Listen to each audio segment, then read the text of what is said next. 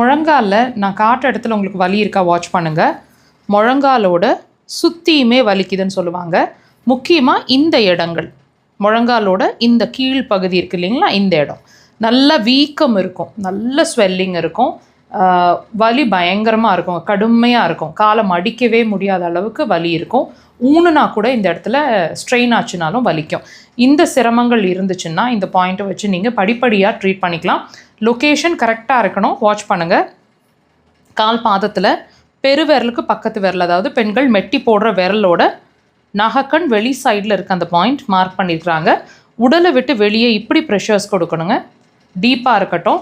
நீங்கள் வலி ஒரு காலில் தான் இருக்குன்னு ஃபீல் பண்ணாலும் ப்ரெஷர்ஸ் வந்து 2 கால்கள்லையுமே விரலில் ப்ரெஷர்ஸ் கொடுக்கணும். 3லேருந்து 5 முறை.